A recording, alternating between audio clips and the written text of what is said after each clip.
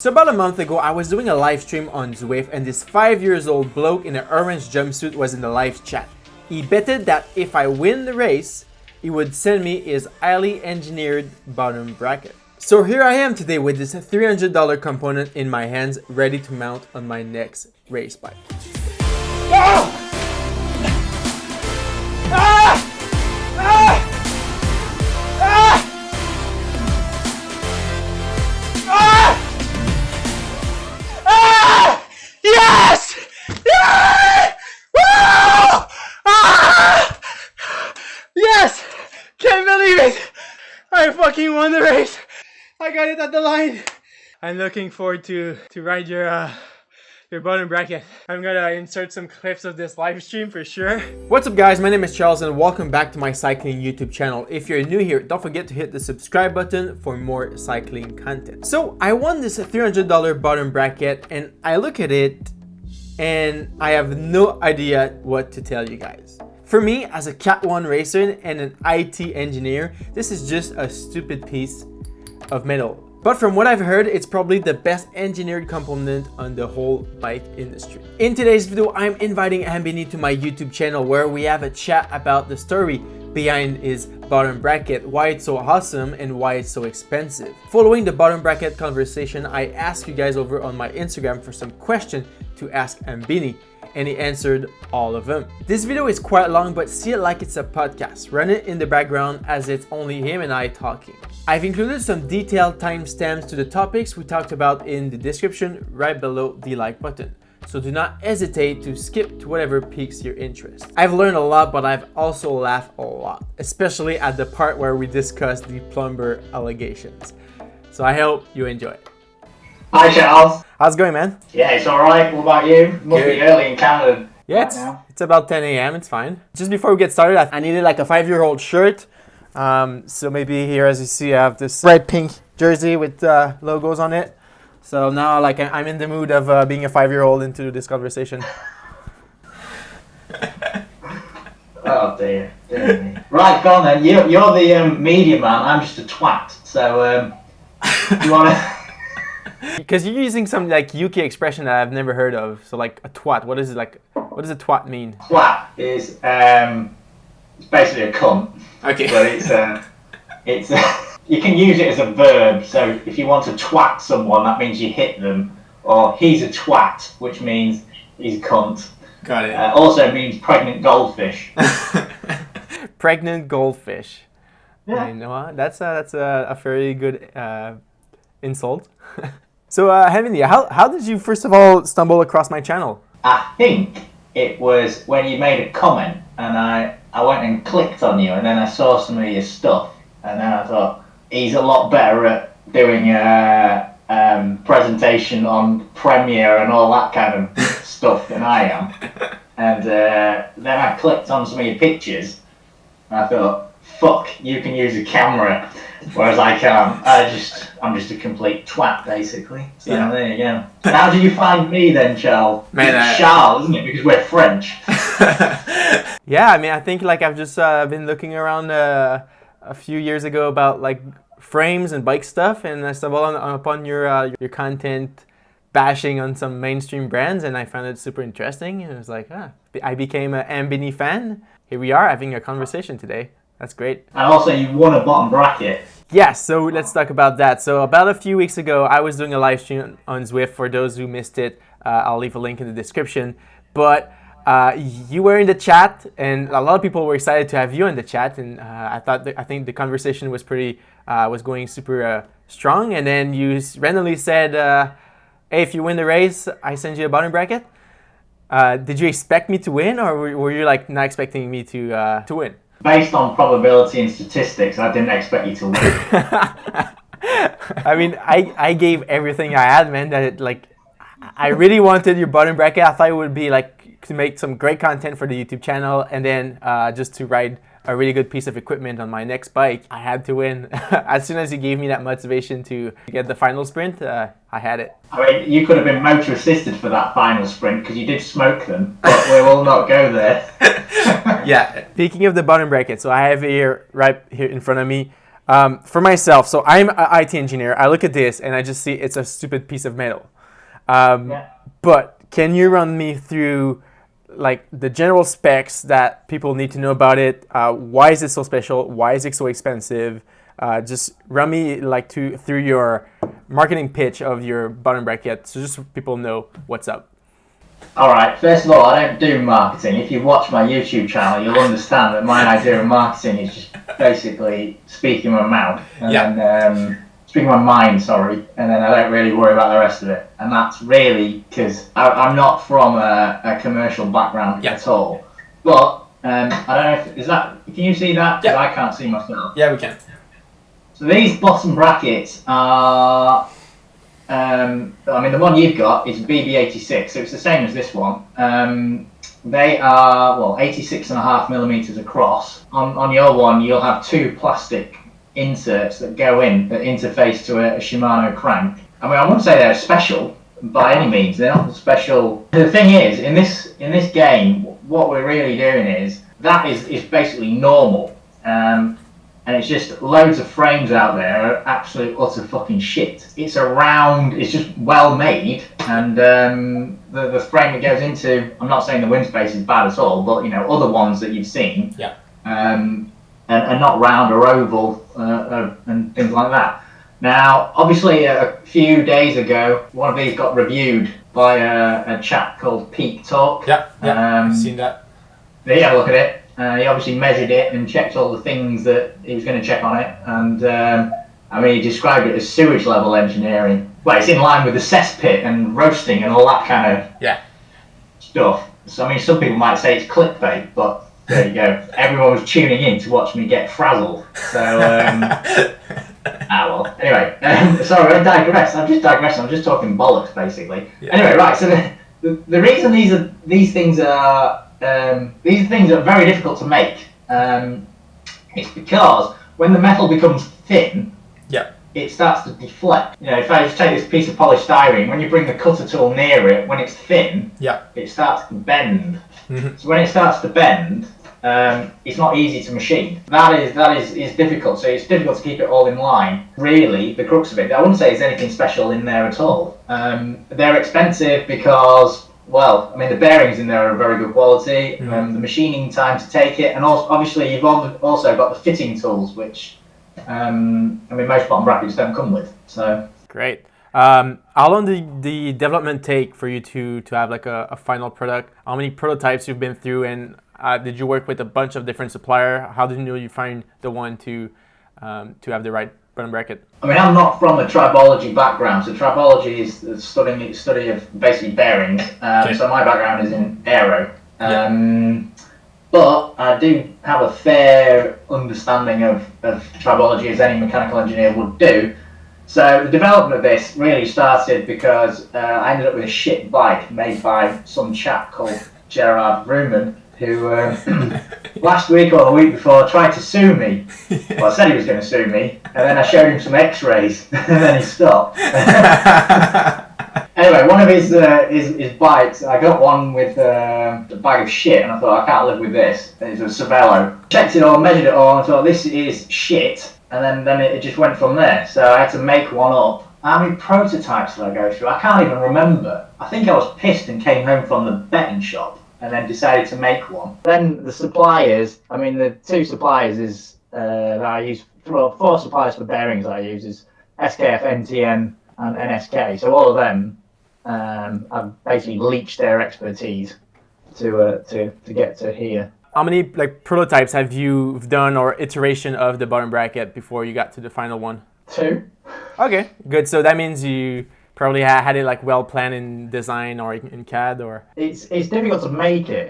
That's the tricky bit. Yeah. The final size is pretty easy to do. It's the difficulty is making it. So the plastic pieces that you've got in front of you that you can just pull out. Yeah. They are very, very difficult to make. Got it. Extremely difficult to make. So, I mean, I always like to have my competitors' products here.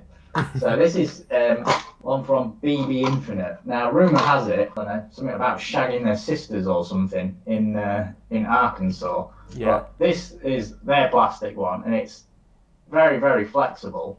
and it's blow molded, whereas the one you've got is machined. Mm-hmm. But I mean, I always look at what competitor products are out there. Oh no, they're another big bunch of people who try to sue me. See a recurring theme here. It happened to you a lot. Brands are like, they see it as a threat to their sales, so they want to shut you over, pretty much. Yeah. So that's well, you've experienced that just in the last week when GCN got in touch with you about using their logo. I mean, load of rubbish. Basically, they don't want that kind of publicity. Yeah. But in terms of bicycle sales, I mean, when I didn't have that many subscribers, no one gave a flying fuck. Yeah. And it kind of pains them, I think. A short period ago, I had a guy email me in to explain, how the media and all of this kind of stuff works, because I have no fucking idea whatsoever. Yeah. It's just like straight over my head. So apparently I've become influencer status, which, given that I do really shitty photography, D-grade PowerPoint, and then have just the worst, presentation skills ever. Yeah. And they just kind of just think, this is just, how can it be marketing? It's just me being a twat. And somehow people sort of engage with it and then go from that. But really, it's just telling people the truth. Yeah. Now, people aren't stupid anymore. I'm not saying they were ever stupid, but people aren't hoodwinked by the bike manufacturers so much anymore. So they can go out and get all the information they want to. But the bike manufacturers don't like that. So if I come along and say, look, this open bicycle has got cracks inside the frame, they don't like it. The problem is they'll sue for defamation, but the reality is it's the truth. So what can you do? Yeah. So there's loads of them. Generally, if they back away, then I don't name and shame them. But if they go in for the next step, and the first open cycle video, which had 100,000 views, the one where they threatened to sue me, has had even more than that. Yeah, so, I think on the internet it's always like that. So when you try to shut someone, it just became even more of a meme. Someone in my YouTube called in the comments, it's the Strandstide effect. I don't know. Right, Streisand effect. Yeah, exactly. So I mean, without that GCN comment from that head of commercial, that second video would not have exist. But it's like still like a really good video for me. It started to be a little bit more viral, so I'm getting a lot from it. Anyways, we're digressing on about sue, but I don't think they're gonna sue me in the end. They have nothing on that. Yeah, I don't think they'll sue you. It's too much hassle.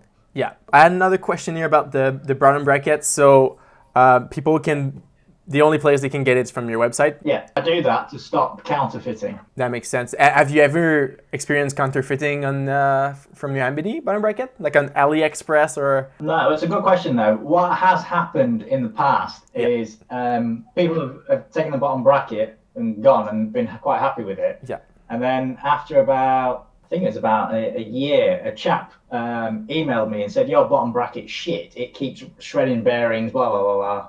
Mm-hmm. We went through that rigmarole. So he sent it to me and I had a look at it and then took it apart, and the bearings that had been retrofitted, because they weren't the originals, were fakes. So they'd fitted fake NTN bearings in at the bike shop, and then that was the fault. I mean, we're talking small differences in dimensions. Yeah. But that's what happened. So a counterfeiting team, to ensure brand integrity and all that, went and investigated, and sure enough, they were fakes. So that's where that went. So they can't do anything about it. It's a real big problem. It's really a big problem with the fakes. Yeah, but there's no like like when you shop on AliExpress, you can find like fake everything pretty much in the cycling industry. Is your name has still been out there, like Hambini bottom bracket for 1/4 of the price, or hasn't happened yet? If it happens, which it probably will do, someone will make it. But then if you can only get it from one place, then they'll know it's a fake. Yeah, pretty much. I mean, people are not that stupid anymore. When I told my audience that you were coming live to have a conversation with me, they went nuts with some questions to ask you. Let's just go over like maybe 10 or 15 questions we have from people. So the first one we have is, what is the story behind the beginning of your channel? I think I started off with a woohoo kicker snap, where the I bought this trainer to lose a bit of weight. Speed sensor was all bollocks, so I had to go and fix that, and then it went from there. So it went from there, and then Zipp wheels, another bag of shit. I mean, if you're tuning in to watch this and you think Zipp are the dog's bollocks, you must be off your fucking face, man. It's just shit. So anyway, yeah, so I fixed them, and then I can't remember what happened. So you made a video about fixing that first trainer? Yeah, and then a couple of my mates watched it and said, just be your normal self, and then just explain to it, do your D-grade PowerPoint, and then away you go. Because was it something you were doing before D-grade PowerPoint? So before YouTube, were you already doing that in, I don't know, university or at work, and then you just bring that to YouTube, or you started those D-grade PowerPoint on YouTube? Oh no, I've been a D-grade PowerPoint ever since PowerPoint existed. Don't be under any illusions. My PowerPoint shit. Good. I'm old enough to remember a world before PowerPoint. So there used to be plastic acetate sheets with, when the thing used to appear, you used to pull the piece of paper down and go, whoa, next point. So there you go, Great. Any major brands approach you to work together? If yes, can you disclose who? Or So in terms of the world tour teams, there are a few where they use my bottom brackets, but you won't see my logo on the side of their bikes because they have contracts with all sorts of people, Danish bearing companies, that they're obliged to do. So a lot of the people that I just generally do business with, it's just done on a handshake. We don't have any contracts. It's an engineering honor code. Yeah. In the bike industry as a whole, that doesn't exist. But outside, in the wider world, then we do that. But as far as the brands go, there are a few where they come along to me. It's a widely known fact that in the UK, a certain brand of bicycles, they use these bottom brackets as warranty claims because it rids them of creak. At a high level, manufacturing is a bit of a ropey area. I mean, I don't do non-disclosure agreements. I haven't got a non-disclosure agreement with anybody. It's just a handshake. So yeah, there are some of them, and you will have heard of them, and I roast them in public because I don't differentiate between any of them. If you fuck up, then that's it. That's it. I don't care. That's the way the world is. It's very, very clear cut. So because you fucked up, it doesn't really affect me because it's not my bike, but the end customer is going to have a problem with that, and it's their responsibility for screwing it up. And quite often, that usually sways their mind. So yes, there are people that come along for the bottom brackets. I mean, the aero different. A lot of people come for the aero. I mean, I'm by no means an expert in cycling. I mean, I don't even like riding a bike. But they come along for aerodynamics to make themselves go faster. So that's where my area of expertise. But again, it's not so much on a bike. So there you go. Following up, I had this other question. Speaking of your BB being on the World Tour team, did it already won like a big stage or like a Grand Tour stage? Yeah, I think I'm up to 16 now, something like that. I mean, great. So that's really really nice. I didn't know about that, and I'm sure a lot of people didn't know either. I don't really pay that much attention because it doesn't really make me tick. Not what bothers me. Another question, not sure I'm not understanding this question from a chap. You see, chap, I'm using your vocabulary now. But he said, what power meter is best for Hambini bottom bracket? In my opinion, there's no relationship with the power meter and your bottom bracket, but just wanted to know your thoughts on it. If you want a power meter, really, you need to go to the source of the power. So the first source of the power between you and the bike are the pedals. So in theory, that should give you the most accurate reading. The next one are these crank-based and spindle-based power meters, but the bearings that are held in it, it doesn't really matter. The only thing that people have said is GXP bottom brackets, GXP cranks. Because of the way the spindle is fixed on one side, you can get varying readings on them. I'd probably avoid GXP and Praxis M30. Got it. Is swearing purely for dramatic effect, or does it come naturally?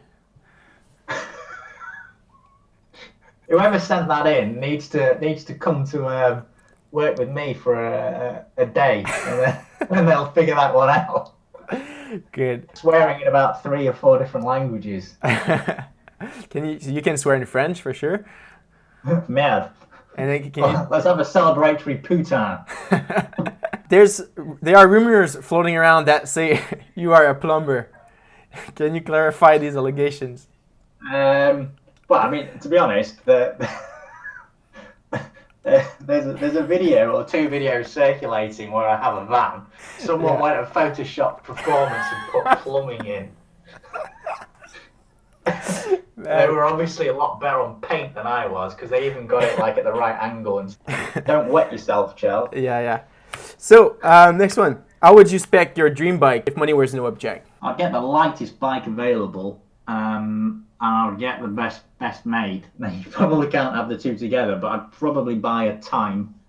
A time? Frame, okay. Mainly because I need to support the French economy, and I think they're for sale now. Time. Anyway, the Winspace wheels, they're really good wheels. Very good wheels. Shimano drivetrain. I wouldn't bother with anything else, really. Speaking of the Winspace wheel, I'm glad you say they're really nice wheels, because you do not have a promo code or a discount code that you share about. You said you don't believe in those. Some people accuse me of being biased because I do have a promo code for Winspace. Tell them to fuck themselves. Yeah, that's what I would do. Pretty much. I'm free to say, I'm not on contract with Winspace. I'm free to say whatever I want. I do receive a kickback, but just to have your opinion right there to say that the Winspace wheels are the bomb. The problem is, as you go through YouTube, you're going to get loads of people that dislike you for whatever reason. Yeah. Whether it's, that's just the way that the world works. The problem is, I'm a lot more, one side of the fence or the other. In terms of, there's loads of people, Hambini's a fucking cunt, he's a wanker, blah, blah, blah, blah. Yeah. But do I actually give a shit? Not really. And then you probably should do the same thing. So if they want to go in the comments and then say, you shouldn't be taking a kickback, blah, blah, blah, blah, just tell them it's your YouTube channel, you can do what you want. What is the worst modern carbon bike company? Anything made by Gerard Vrooman is bad. So this is Open and Cervelo? 3T. 3T? So they're pretty bad. There is Canyon, aren't great. I'd say they were pretty rubbish. They're really, Canyon are really expensive Chinese bike, pretty much. Well, there you go. Someone sent me the QA/QC sheet from a Canyon bike that was stuffed in their frame. They seem to follow. Their tolerances are crap. So I won't go with that. Cannondale's another bit of a joke. Very modern look bike. The Blade RS. I don't think it's a particularly good bike. 695 is a good bike. Orbea is rubbish.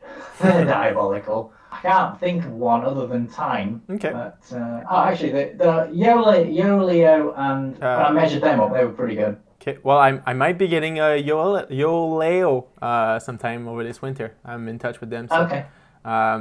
That will be a great time for a review, for a racer review perspective. Well, speaking of the worst modern carbon bike, what about the best modern carbon bikes? If you had 3 brands to give a shout out to, or a stamp of approval from Hambini.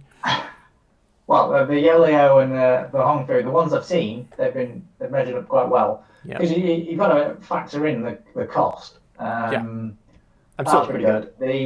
Another Chinese brand called Trifox sent me a bike to review, so I'll be putting that up soon. I mean that's the crux of it, isn't it? Because if you look at the websites, like the usual protagonists, like Cycling Weekly or Bike Radar, which are, I guess, the 2 big ones in the UK, and to a lesser extent Road.CC, which is just like the poor man's GCN, because they're in the same city. Well, I think they've only got 6 employees, whereas GCN, you go in there, because I was on GCN once. Yeah. They won't invite me again. I think it was like a whole building just full of young people. Yeah. I've never seen so many young people in my life. I was like, fuck me, there's so many young people. Whereas I'm used to working with people who are not so young. But anyway, we digress. So, these Chinese brands, you don't see them on the mainstream media. No. But I think the world will change. Yes. The world is changing because you've only got to look like 20, 30 years ago, and Hyundai now is probably where Honda was maybe 20 years ago. Mm-hmm. So they've moved up. Yep, absolutely. The game, Hyundai and Kia. And the same thing will happen. I mean, you look at the motorcycle industry at one point in the 60s was European bikes, and the Japanese, Honda, Kawasaki, Suzuki, have just come along and annihilated it. And I expect the same thing will happen to the likes of Specialized, Trek, and all these. You can see it now happening because Zipp have had to make some of their wheels in China and openly admit to making, I think it's the 303, make them in China. So, I mean, that's bound to happen. I mean, that's what I think, and rightly so, because people are paying lots of money and then getting stuff that probably isn't worth the price they're paying. Mm-hmm. I don't know what your opinion is. I'd be interested. It's a one-way conversation here, but go for it. Well, it's all right, but my perspective is as trying to grow a lot on YouTube. Like I want to feature a lot of products. I want to feature a lot of brands, but the only brands who reply to me right now are the Chinese brand.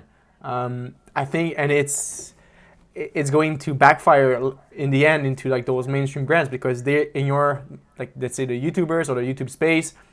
But then just by myself, I can create a lot of value of good, entertaining, and educative content around their brand. But now it's all the Chinese brand that gets that exposure. I do not want to only be like a China cycling or like Joe, just reviews Chinese products. But they're the only one who replies to me at the moment. So so that maybe will mean that in the following years as China take over the cycling world, is it going to be the end of mainstream cycling brands? We're gonna have to see about that. You just spoke about the Zipp 303s. Someone just asked me, are they worth it? No. No. No. I mean, there's a few things. You see, when you buy a Zipp 303, apart from the badge, the rest of the wheel you can go and buy somewhere else. Yeah. That's just as good, will be just as fast, but for a lot less money. So they're just, in my opinion, my aerodynamic opinion, for what it's worth, they're overrated. I mean, the Winspace Hyper wheels were really good. They were really, really good. They're quite impressive. So I'll get them. Or even the Yoeleo wheels. I think they've changed their design. They may have changed their hubs. I mean, the weakness in the Yoeleo wheel is the hub. That's the weakness. But so I think it's not worth it. Not worth it at all. You're better off getting a wheel from somewhere else that's. And the other thing is Zipp's marketing is, heavily aero-based, but it was heavily aero-based. Now they're going towards tyre pressure because all the aero stuff's just been blown out of the water. Pretty much. Because they've figured out that if you change the wheel from one brand to another, the depth is the king. Yeah. Is the key differentiator. Yes, you can do some clever things with tripping and stuff like that, but ultimately, it's the depth that controls it.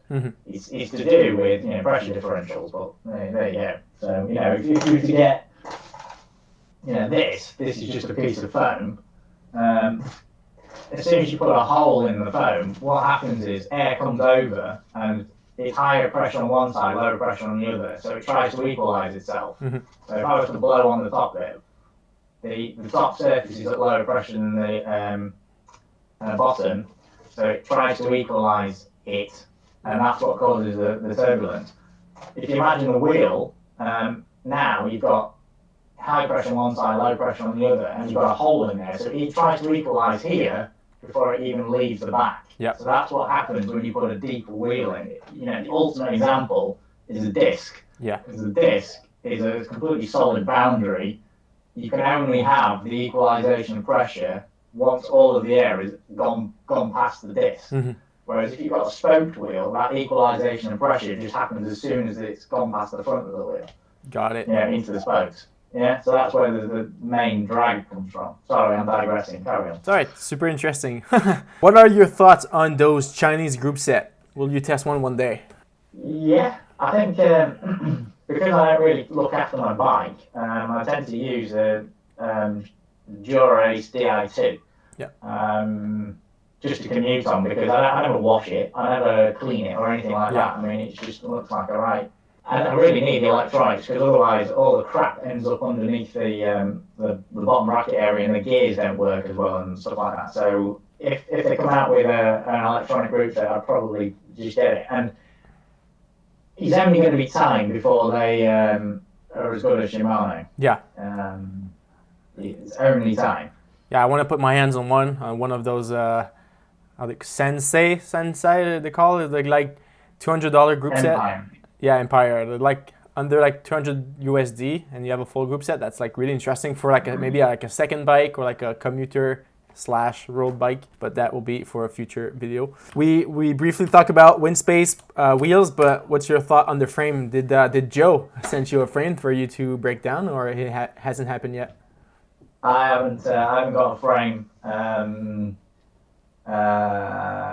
Winspace, but I mean, if they get the same one, then by all means I'll review it. I mean, the Trifox frame that I've got is going to have a bit of a different review to normal, because I think Shane Miller and DCRainmaker have really changed the way that stuff is reviewed, because they do it on hard facts and hard data, rather than if you go and read the cycling press, it'll be like, this thing puts the power down so beautifully, it's the fastest thing since diarrhea slid off some ice off a shovel or something like that. It's just, you know what I mean? It's just complete bullshit. So I hate the mainstream cycling media, because you don't gain anything from them. They're just extensions of the marketing department. So pretty much, yeah. And I think that's where we need to go. So yeah, that's where I'm tending towards doing reviews. Generally, I haven't really done product reviews, because, and you'll face this as well, as soon as you do a product review, there'll be a load of twats in the comments going, oh, you're paid to do this by so-and-so, blah, blah, blah, blah, which is totally untrue. But, they put it down, and then if you've gone and hurt someone who's just spent $1,000 on a set of Zipp wheels, and I just repeatedly call them shit, at least 3 or 4 times, at least I didn't call them fucking shit. I'll reserve that for somebody else. But open frames, fucking shit. You're gonna do those product reviews, and then someone's not gonna like it, and then it just ends up being a slagging match. So I'll try to avoid that sort of thing. But I might do it just for fun. I mean, I only do YouTube for fun. It's not like I actually give a shit. Because at the end of the day, all of those companies that I urinate on, they've got employees and jobs which are there. Whereas if I just left YouTube, it wouldn't even bother me one bit or the other. I just do it for my own amusement and the amusement of my colleagues who tune in to see who I've slagged off this week. Yeah, it's really nice. Where's the Hambini merch? Can we get this? You can get it on the website in the top corner somewhere. Yeah, so... anyway, did you get some stickers? I'm sure I put some stickers. Yeah, I do have some stickers. Let me grab them. So we have a last question is, what is the next Hambini video about? I've got quite a few frames in. I've got a Scott frame in, I've got a Look frame in, I've got a few things to fix. And then I need to obviously talk about my bike that I built for 50 quid from a charity shop where I bought the bike from some bird with big boobs. And then a load of people accused me of being sexist. Well, I don't know what's sexist about it. I didn't discriminate against her because she was female. I just literally said she had big bazookas. But anyway, some sensitive twats out there. But there you go. Yeah. I mean, it's the internet. Anyway, what have you got next coming up on your channel? Ooh, what about me, man? I have a video about my new cycling coach. He's from UK actually. It's called Rick Stern. Who is it? Rick Stern from Cycle Coach. Cool lad. We just started to work together. I have like a gravel series coming up. Just waiting for all the parts from the partners. So a few partners are sending all their products for me to build this dream gravel bike over the winter. A few other like random videos like where my girlfriend's doing an FTP test and I'm just being annoying next to her. So yeah, this is already it for today's conversation. Thank you so much, Hambini. If people don't know yet your YouTube channel, I mean, the links will gonna be in the description down below. And maybe one last word about your BB. If you want to get a few sales in, why should they get your bottom bracket, and why shouldn't they get your bottom bracket? Why shouldn't they get one? Fuck it, just buy a Shimano one. I don't give a flying fuck. If they want to buy one, they can. I don't really care. Man, that's like the best attitude I ever seen, man. I like that. I don't give a shit. Yeah, that's like, I mean, I'm sure like people follow you and because you are real and you're true to yourself, and that's what's really entertaining, and I'm sure that's why they support you, because I mean, they can still get, like, if World Tour racers are using this bottom bracket, it's good enough for anyone. I mean, if they have the money to spend. I mean, that's being serious. Unless you got a problem with your bike, or you absolutely want the minimum number of watts, there's no point buying a Hambini bottom bracket. Honestly, there isn't, because at the end of the day, if you can get the same thing or the same ultimate level of performance somewhere else for much less cost, then by all means do it. I mean, some people want the finest engineering, or you see, to me, it's not really a sales exercise, it's an exercise in engineering. So it's to prove my engineering, because in large organizations you are a small cog inside a huge machine, whereas in this is all just, I take the flack and I take the glory as well, just that's it. So I'm not really that is not really what drives me, because there's loads of people, mainly West Coast Americans, on the Slow Twitch forum that think I'm just a fraud, which I find entertaining. Yeah. I'm not bothered. It doesn't bother me at all. People want to buy it, they can. I'm not holding the gun to their head. If they want to watch the YouTube channel, they can. If not, they can just hit forward or back. Yeah, pretty much. Or type, something else on Pornhub. All right. Well, thank you so much, Hambini, and I'm sure we're gonna be in touch either throughout YouTube comments or email in the next few weeks and your next future videos. Yeah, remember when you put your bottom bracket in to measure the hole, so that it fits perfectly. Perfect. Because otherwise you'll premature. You know what? Perfect. All right. All right. Thank you so much, and talk soon. Alrighty. Alright, this is it for today's video. I hope you enjoy it, learned a few things, and had a few laughs. If you have more questions for Hambini, write them down in the comments below. I'm sure he will go answer a few ones. If you enjoyed this video, please don't forget to leave a thumbs up. It actually makes a difference for me to get noticed on YouTube. Subscribe if you aren't already. I have a lot more cycling content coming in the next few weeks that you don't want to miss out. Alright, my name is Charles, and I'll see you guys on the road or into the next video.